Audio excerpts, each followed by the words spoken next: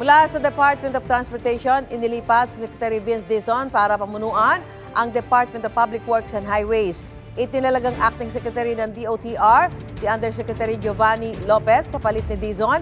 Inilipat si Dizon sa DPWH matapos mag-resign si dating Secretary Manuel Bonoan sa gitna ng mga issues sa flood control projects. Ayon sa Presidential Communications Office, sinabi ni Bonoan sa kanyang resignation letter na suportado niya ang pagsusulong ng Pangulo sa transparency, accountability at reforma sa DPWH. Bumuo rin daw ang Pangulo ng Independent Commission para imbestigahan ang mga umano'y anomalya sa flood control projects. Suportado ng ilang mambabatas ang pagkakatalaga kay Dizon sa DPWH. Sabi naman ng ilang miyembro ng House Minority, hindi sapat ang pagpapalit lang ng liderato sa DPWH. Kailangan daw may managot sa mga maanomalya umunong flood control projects.